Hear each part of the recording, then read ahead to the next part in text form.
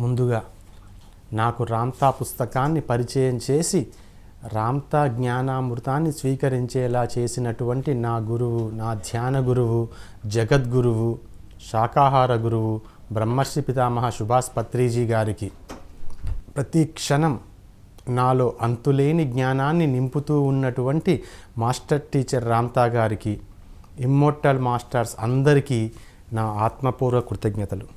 లోకి రామ్తా విజ్ఞానంలోనికి మీ అందరికీ స్వాగతం, సుస్వాగతం. మనం గత ఎపిసోడ్లో రామ్తా విజ్ఞానం యొక్క మూల స్తంభాలైనటువంటి వాయిడ్నెస్, మహాశూన్యం గురించి నేర్చుకున్నాము. అలాగే చైతన్యము, శక్తుల మేలు కలయిక అయినటువంటి సృష్టి యొక్క రహస్యాన్ని గురించి, సృష్టి యొక్క పరిణామ క్రమాన్ని గురించి కూడా నేర్చుకున్నాము. ప్రారంభంలో మనము వృక్షజాలము వేరుగా లేము.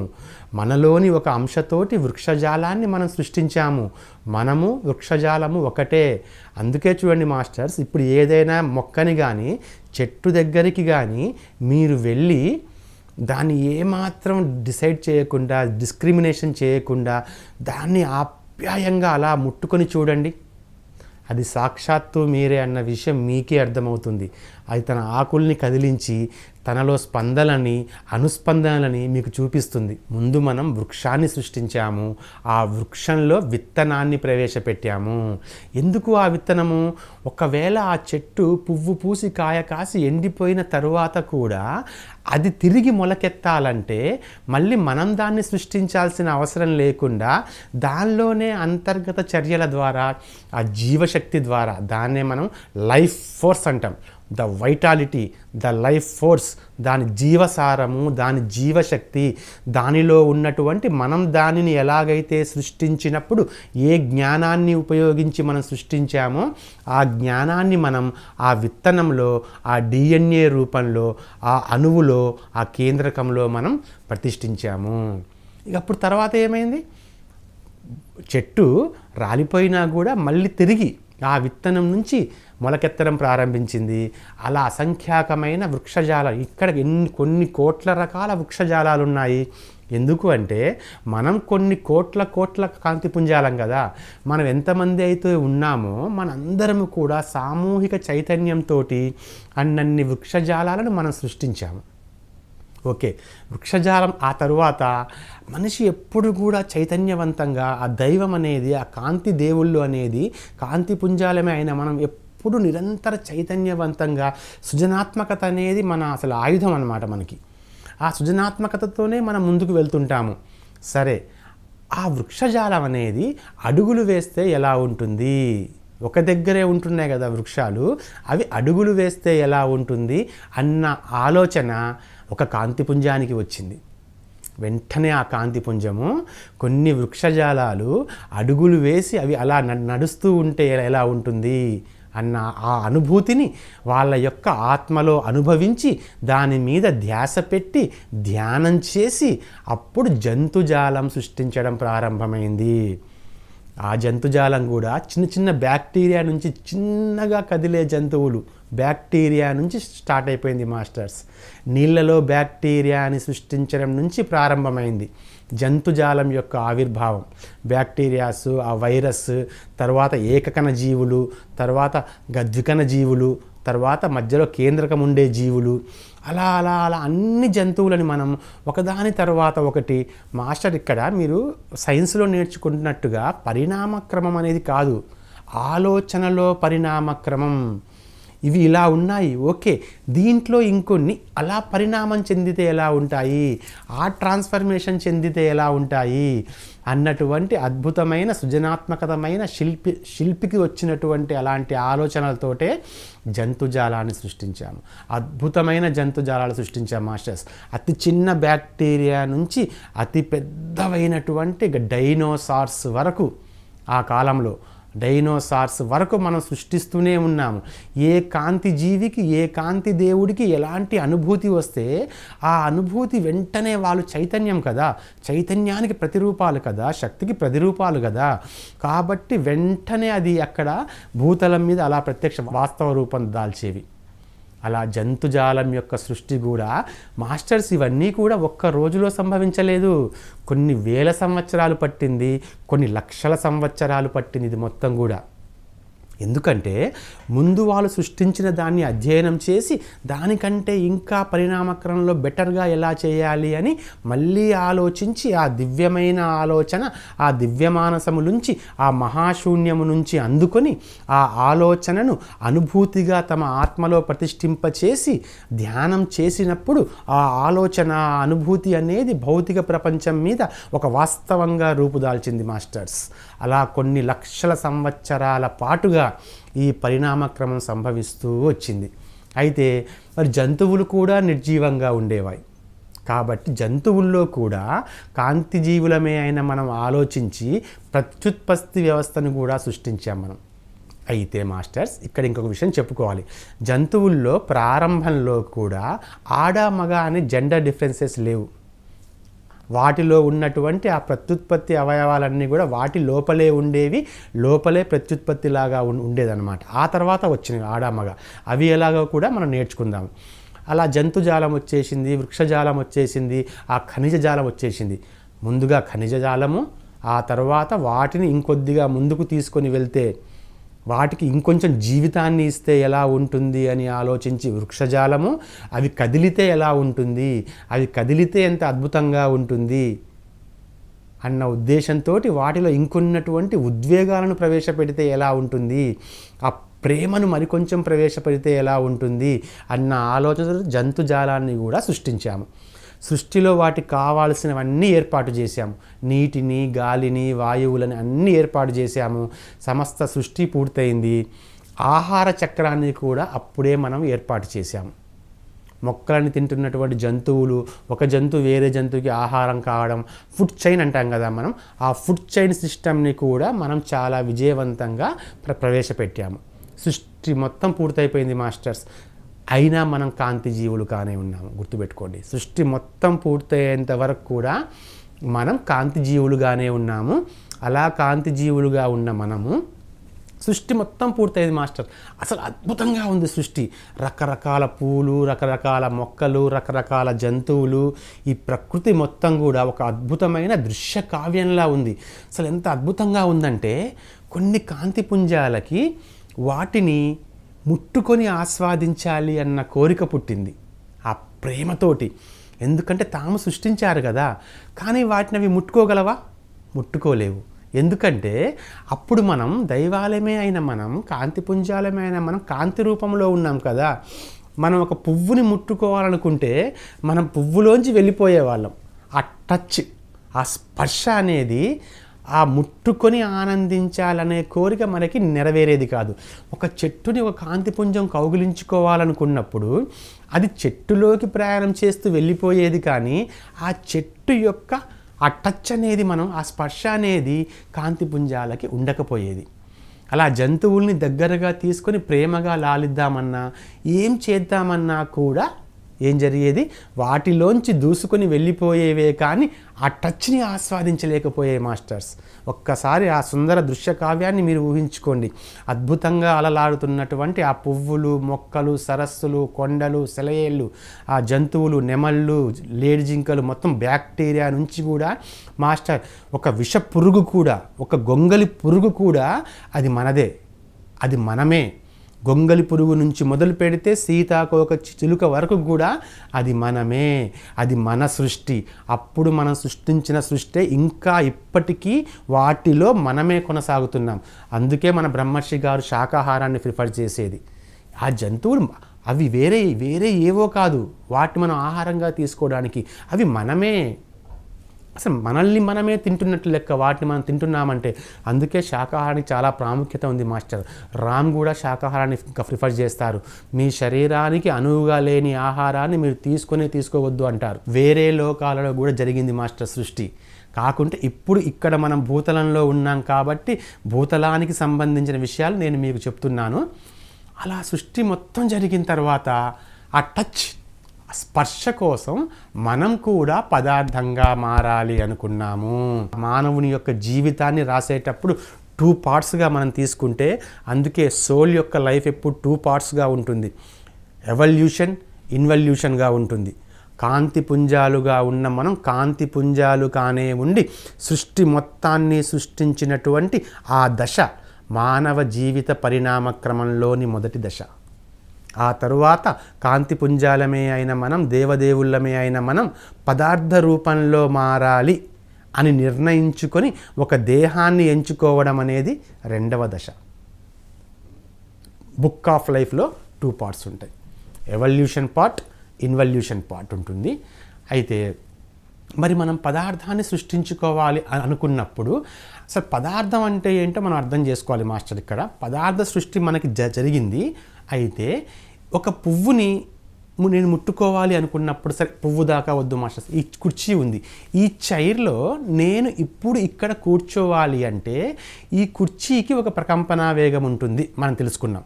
సృష్టిలో ఉండే ప్రతి వస్తువు ఆలోచనే, ప్రతి వస్తువు విద్యుత్ అయస్కాంత క్షేత్రమే, ప్రతి వస్తువు కూడా కాంతి పుంజమే, ప్రతి వస్తువు కూడా ప్రకంపన వేగాన్ని కలిగి ఉంటుంది. అలాగే ఈ కుర్చీకి ఒక ప్రకంపన వేగం ఉంటుంది.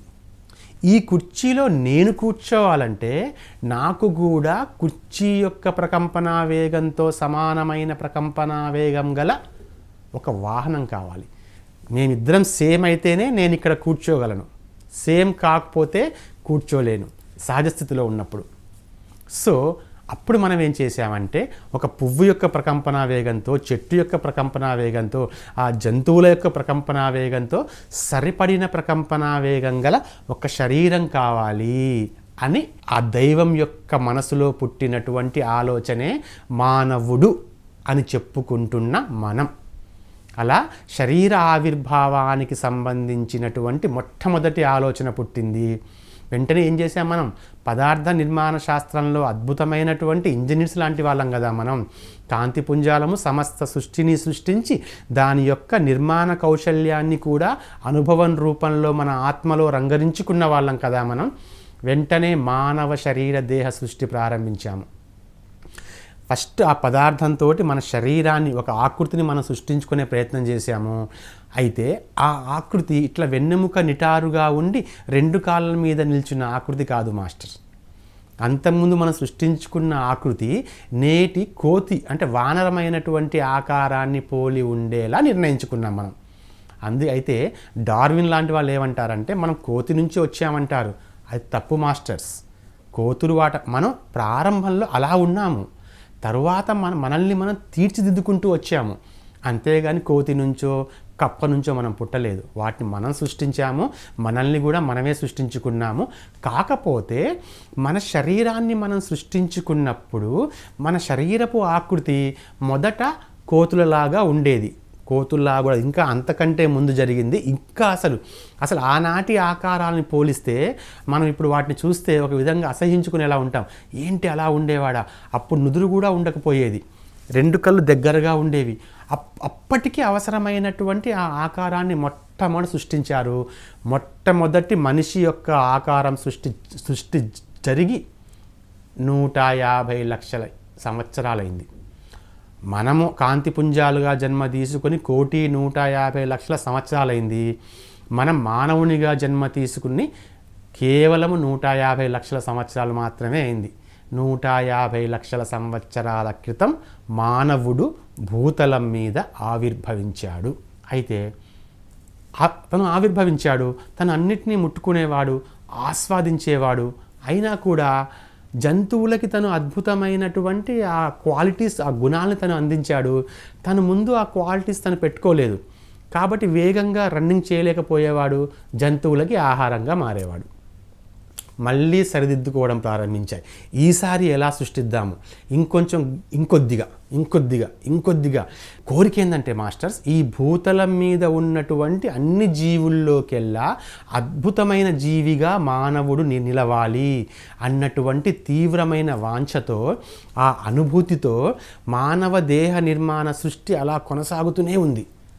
మొదటి 50 లక్షల సంవత్సరాల వరకు స్త్రీ పురుషుడు అన్న డిఫరెన్స్ లేవు మాస్టర్స్.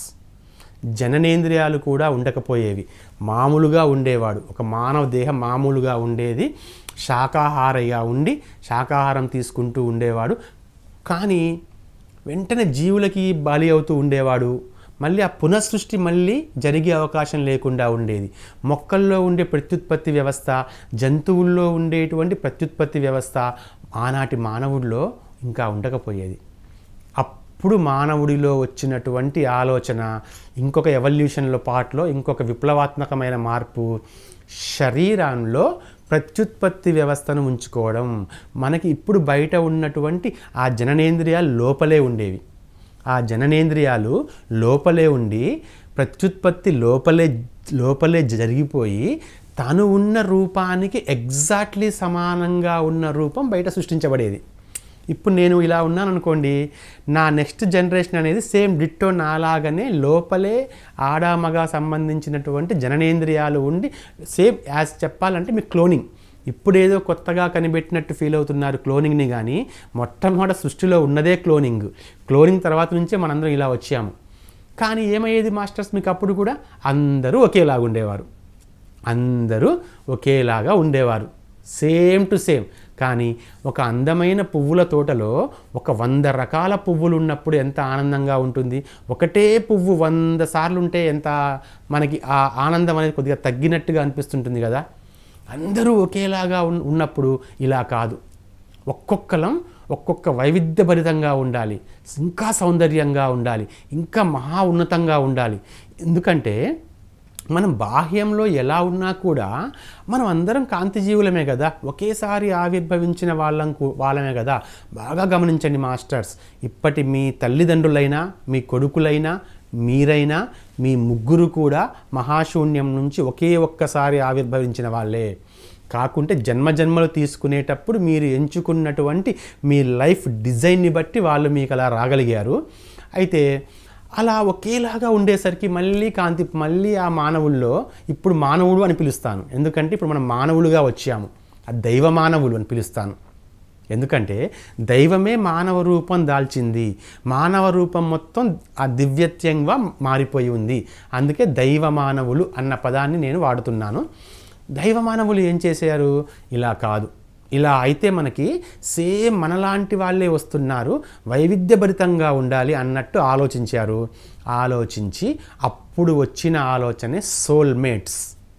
ఒకే ఆత్మ 2 అంతర్విభాగాలుగా విభజన చెంది, ఒకటి పురుష దేహ మాధ్యమం ద్వారా, ఇంకొకటి స్త్రీ దేహ మాధ్యమం ద్వారా తమ అనుభూతుల్ని రికార్డులు చేసుకోవడం కోసం ఆడ మగ అనేటువంటి 2, ఒకటి ఎక్కువ ఒకటి తక్కువ కాదు. ఇక్కడ ఆ పేరు కూడా ఏంటంటే 2 వేటికవే అత్యున్నతమైనవి, వైవిధ్యభరితమైనవి. వ్యతిరేకం సృష్టిలో ఏది ఇంకొక దానికి వ్యతిరేకంగా లేదు మాస్టర్స్.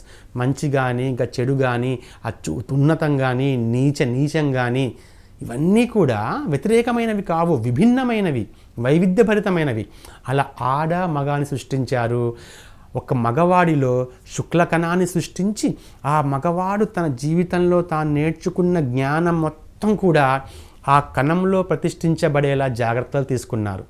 దైవ మానవులమే అయిన మనం అత్యంత అద్భుతమైన ఇంజనీర్స్, డాక్టర్స్, సాంకేతిక నిపుణులం మనం.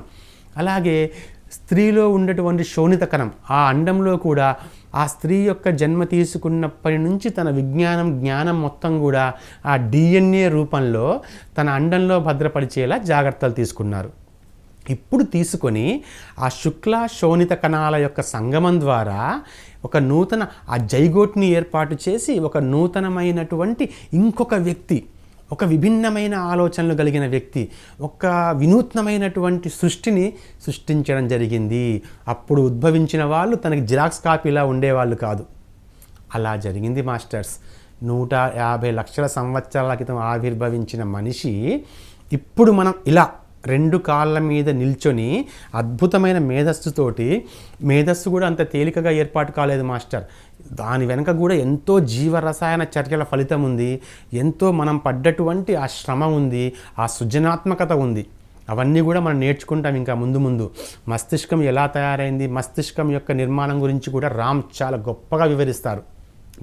ఆ బ్రెయిన్ మీద కూడా నియర్లీ 5-10 ఎపిసోడ్స్ మనం చెప్పుకోవచ్చు. అద్భుతమైన జ్ఞానం ఉంటుంది.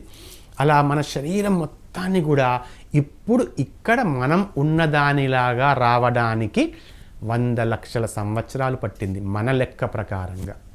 మనం అంచనా వేస్తున్నటువంటి కాలమాన ప్రకారంగా 100 lakhs years ఏర్పడింది. ఇప్పుడు మనిషి ఆవిర్భవించి ఈ రూపంలో మనిషి ఆవిర్భవించి 2 లక్షల సంవత్సరాలైంది మాస్టర్స్. ఈ రూపంలో ఇప్పుడు మనం ఆ తర్వాత మనకి ఇప్పుడు చూడండి, మీకు దాంట్లో ఆ వ్యవస్థలో మీకు ఆ గ్రోత్ లేదు, ఎమోషన్స్ లేవు. వృక్షజాలానికి వచ్చేటప్పటికి గ్రోత్ ఉంది, ఎమోషన్ ఉంది. తర్వాత ఏది మన జంతుజాలానికి వచ్చేటప్పటికి లోకోమోటార్ సిస్టమ్ ఉంది. అవి పరిగెత్తగలవు, అవి కదలగలవు. కానీ మనిషికి వచ్చేటప్పటికి ఇవన్నీ ఉంటూ ఎక్స్ట్రాగా మాట వచ్చింది, వాయిస్, థింకింగ్ అనేది అన్నిటికీ ఉంది. ఈవెన్ ఈ కుర్చీ కూడా ఆలోచిస్తుంది మాస్టర్, నా వాచ్ కూడా ఆలోచిస్తుంది. కానీ దాన్ని స్వీకరించేంత సామర్థ్యం నా బ్రెయిన్కి లేదు. కాబట్టి నాకు అర్థం కావట్లేదు. అలా పరిణామక్రమంలో మానవులుగా ఉన్న మనం మన భావాలను ఎక్స్ప్రెస్ చేయడం స్టార్ట్ చేశాము. అప్పుడు మనకి మన స్వరపేటికలో మార్పులు చెందించుకొని, జంతువుల స్వరపేటిక కంటే మనం మార్పులు చెందించుకొని మనం మాట్లాడడం ప్రారంభించాము. కమ్యూనికేషన్ స్టార్ట్ అయింది. ఒకళ్ళకి సంబంధ బాంధవ్యాలు స్టార్ట్ అయ్యాయి. మానవులని కుటుంబ వ్యవస్థ స్టార్ట్ అయింది. ప్రతి దాన్ని ఆనందంతో దైవ మానవులుగానే ఉండేవాడు మాస్టర్స్. ఆ కాలంలో 2 లక్షల సంవత్సరాల క్రితం మానవులు దైవ మానవులుగానే ఉండేవారు. వారికి కావాల్సిన ప్రతిదీ సృష్టించుకునేవారు, హాయిగా ఉండేవారు. మృత్యు అనేది వాళ్ళ దరిదాపుల్లో కూడా రాకపోయేది. సృష్టి కావాలంటే సంగమం ద్వారా సృష్టించుకునేవారు. అన్నిటితో ప్రేమతో ఉండేవారు, ప్రకృతితో ప్రేమతో ఉండేవారు, అన్ని విషయాల్లో ప్రేమతో ఉండేవారు, ప్రేమని పంచి ఇచ్చేవారు, ఒకరితో ఒకరు ఆప్యాయంగా ఉండేవారు. ఇలా జరిగినటువంటి మానవుల్లో ఎక్కడ జరిగిందంటే ఈ సంబంధ బాంధవ్యాల్లో ఉన్నటువంటి ఆ తాధ్యాత్మం చెందడం ప్రారంభించారు మానవులు. ఇక ఇదే నిజం. ఏదైతే మనం ఎంజాయ్ చేయడం కోసం వచ్చామో అది ఎంజాయ్ చేసి తిరిగి మనం వెళ్ళిపోవాలి అన్న కాన్సెప్ట్తో కాకుండా ఇదే శాశ్వతం, అసలు ఇదే అత్యంత అద్భుతమైనది అని నమ్మడం మొదలుపెట్టి ఆ మాయలో పడిపోయి అప్పుడు మనలో ప్రారంభమైంది వ్యక్తిత్వం, మానవత్వం. ఆ పశుత్వం అని కూడా అంటాము, కానీ నేను మానవత్వం అంటాను. ఎందుకంటే దైవంగా మనం ఉన్నప్పుడు మనకు ఉండేది దివ్యత్వం, మానవులుగా మనం ఉన్నప్పుడు మనకు ఉండేది మానవత్వం. మానవత్వపు క్రోణం వచ్చిన తరువాతనే ఆ పొల్యూషన్ అనేది, మాయ కమ్మడం అనేది ప్రారంభమైంది. అసలు ఈ భూమి ఒక్కటే ఉంది, ఈ భూమిని ఎవరో సృష్టించారు, సూర్యుల్ని ఎవరో సృష్టించారు. అసలు సృష్టించింది ఇంకా మనమే సాక్షాత్తు దైవంగా ఉండి కాంతిపుంజాలుగా ఉండి అన్న జ్ఞానాన్ని మర్చిపోయి ఎవరో వేరేవారు ఎక్కడి నుంచో ప్రారంభమైంది అన్న జ్ఞానం మనిషి యొక్క మెదడులో వచ్చింది మాస్టర్. ఆ చిన్న జ్ఞానమే ఒక విషవృక్షంలా మారి మానవుణ్ణి, నువ్వు మానవుడివే, నువ్వు ఈ శరీరానివే, నువ్వు ఈ శరీరాన్ని మించి ఇంకేమీ కాదు, మహా అయితే కొంచెం ముందుకెళ్తే నువ్వు ఈ మనస్సువి, సరే ఇంకొంచెం ముందుకెళ్ళినా కూడా నువ్వు బుద్ధివి, ఇక అంతకు మించి నువ్వేదీ కాదు అని మనల్ని అంతవరకే పరిమితం చేయడం ప్రారంభించబడింది మానవ జాతి ఆ చరిత్రలో. అంతవరకే మనం పరిమితులైపోయాము, ఇక్కడే కొట్టుకోవడం ప్రారంభించాము, ఇక్కడే వైషమ్యాలు ఏర్పడ్డాయి. ఈ సందర్భంలోనే మతం పుట్టుకొచ్చింది మాస్టర్. అద్భుతమైన ఆధ్యాత్మికతలో ఉన్న వాళ్ళం మనం ఎక్కడో ఎవరో ఉన్నారు అన్న చిన్న విషపు చుక్క మన మస్తిష్కంలో పడి ఒక విషవృక్షంగా మారి మతం అనే దాన్ని సృష్టించింది. ఎక్కడో ఉన్నవాడిని రకరకాలుగా వర్ణించడం మొదలుపెట్టారు. ఎవరికి నచ్చినట్టు వాళ్ళు వర్ణించారు, ఎవరికి తోచిన ఆ దేవుణ్ణి వాళ్ళు సృష్టించుకున్నారు. కానీ తమ దివ్యత్వాన్ని మర్చిపోయారు, తాము మాత్రం మానవత్వంలో కూరుకుపోయారు. ఎక్కడో ఉన్నటువంటి ఆ దివ్యత్వాన్ని పూజించడం మొదలుపెట్టారు.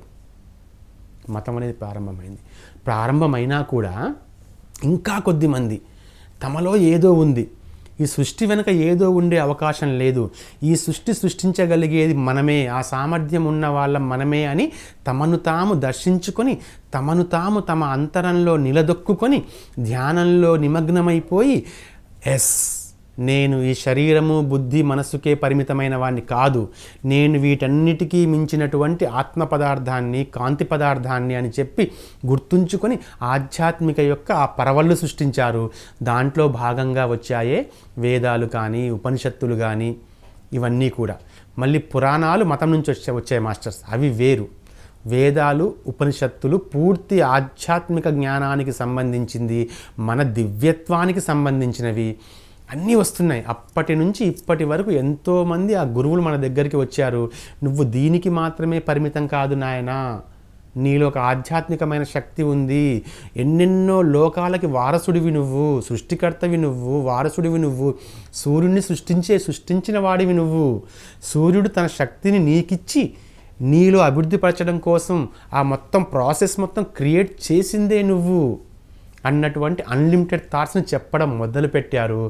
అలా వచ్చినటువంటి ఆ ఆధ్యాత్మికవేత్త మనం ఇప్పుడు చెప్పుకుంటున్నటువంటి రామ్థా 35,000 సంవత్సరాల క్రితం జన్మ తీసుకొని ధ్యాన స్థితిలో నిమగ్నుడై అసలు ఏం జరిగింది, ఈ సృష్టి వెనుక ఉన్న రహస్యం ఏంటి, ప్రకృతి వెనుక ఉన్నటువంటి ఆ రహస్యం ఏంటి, ఇలాంటి విషయాలన్నీ తను ధ్యానంలో అర్థం చేసుకొని తన దివ్యత్వాన్ని గుర్తు తెచ్చుకొని ప్రతి దాంట్లో ఉన్నది నేనే, అన్నీ సృష్టించింది నేనే, అన్నిట్లో ఉన్నది నేనే అన్న విషయాన్ని గమనించుకొని ఆ విషయం గమనించుకున్న మరుక్షణము తను ఏ సహజస్థితిలో ఉండి అయితే వీటన్నిటినీ సృష్టించుకున్నాడో ఆ సహజమైనటువంటి కాంతిపుంజం యొక్క స్థితికి వెళ్ళి తన శరీరాన్ని కూడా తనతో పాటు నిలుపుకొని అమరత్వం సాధించి ఉన్నత లోకాలకి వెళ్ళి మళ్ళీ మనకిచ్చిన మాట ప్రకారంగా మళ్ళీ భూతలానికి వచ్చి మన ముందు మనకి సంబంధించిన జ్ఞానాన్ని నేర్పిస్తున్నారు. రామ్తా చెప్పే జ్ఞానంలో రామ్తా తన కోసం దేవాలయాన్ని కానీ, మసీదును కానీ, ఆ చర్చిని కానీ, ఆ గురుద్వారాని కానీ కట్టమని చెప్పడు. తన పేరుతోటి పోస్టర్స్ వేయమని, విగ్రహాలు పెట్టమని చెప్పడు. రామ్ ఎప్పుడు ఒకే మాట చెప్తాడు, అసలు నన్ను గురువు అన్న పదం కూడా వాడమాకండి. గురువు అన్న పదాన్ని కూడా రామ్ వ్యతిరేకిస్తాడు. నేను గురువుని కాదు, అసలు గురువు అన్న పదమే ఈ సృష్టిలో ఉన్నటువంటి పెద్ద అబద్ధం, మోసం అంటాడు. మతం సృష్టించింది గురువు అంటాడు, ఆమె టీచర్ అంటాడు, అంతే సింపుల్. నేను అమరత్వం పొందిన తర్వాత నేను ఇంకా చాలా జ్ఞానాన్ని నేర్చుకున్నాను. ఆ నేర్చుకున్న జ్ఞానంతో నేను ఒక మహా ఉపాధ్యాయులాగే మీకు బోధిస్తాను. అలాగే నేను బోధిస్తున్నటువంటి ఆ విషయాలు కూడా చేసి చూపించగల సామర్థ్యం ఉన్నటువంటి నేను మాస్టర్ని. I am a master, I am a teacher, I am a master teacher Ram అంటాడు రామ్తా. ఆ మాస్టర్ టీచర్ రామ్ మళ్ళీ నువ్వు నేర్చుకున్న తర్వాత మళ్ళీ నన్ను వదిలేసేయి, మళ్ళీ నా వెనక పడకు, నా వెనక పడితే నీ వెనక నువ్వు పడలేవు, నేను చెప్పేది విని నువ్వు ధ్యానం చేసి ఆ విషయాలను నీ ప్రజ్ఞతోటి సొంతంగా నువ్వు నేర్చుకో అంటాడు.